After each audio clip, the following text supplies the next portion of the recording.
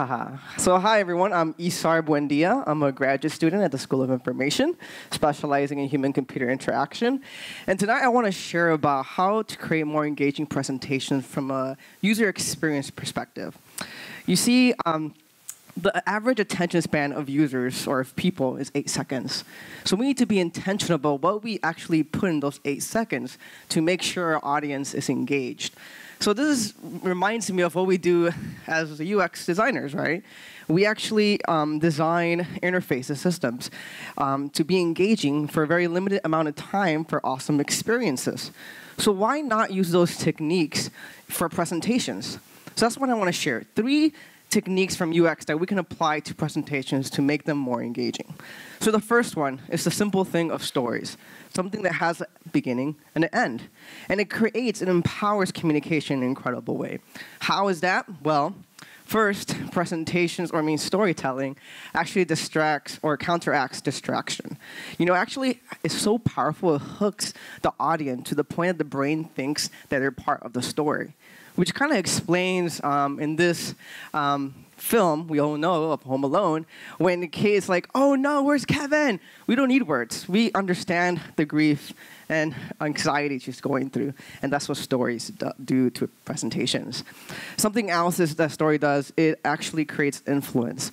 According to the Ohio State University, stories are able to convince people more effectively than logical arguments. It's powerful. So imagine you influencing others through your presentation. That's engaging. Something else also, another research that came out, stories actually change our brain chemistry. It changes our behaviors. So that's powerful stuff. So if we can really leverage storytelling in our presentations, we can make sure those 8 seconds are directed to us. Now, secondly, structure. We use a lot of information architecture because there's so much information everywhere. And if we can make sure that that information is well organized, our audience will not get lost and be able to place all their attention to the speaker. So how does that work? Well, I say structure provides guidance.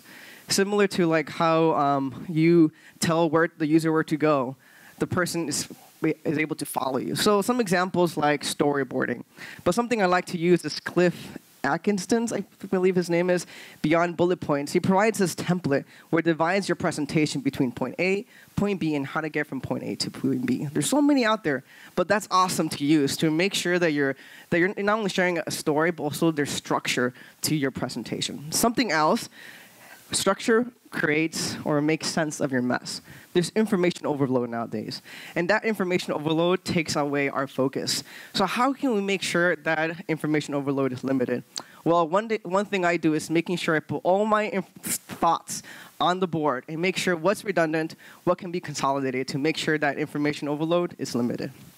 Now, finally, I think an important aspect is making sure we leverage good design. You see, structure can be there, but how about aiding the eye, providing visual aid?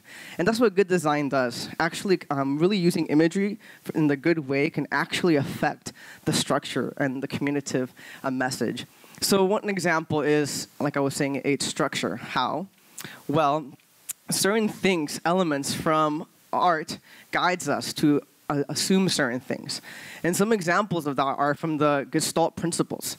And we apply this to like individual slides, but how about across the slides? How does slide 1 relate to slide 20? There has to be some type of proximity or enclosure, so using that is important. Something else that good design does, it uses recognition. You see, spoken language is natural for us, but reading actually requires a lot of effort. And that's going to take attention away from your audience. So making sure that we actually leverage imagery and less text actually is able to make a bigger impact to your audience and make sure the engagement is there. So I think about these things, and to summarize, it's leverage storytelling, seek structure, and make sure there's visual aid for your presentation. Guess what? Next time, those 8 seconds will be yours. So my name is Izhar Buendia. There you go. Tweet me and tell me if you think of other UX techniques you think fit to create an engaging presentation. I would love to know them. I really love presentations. So thank you so much for your time. Ignite UX Ignite Michigan. Have a good rest of the evening.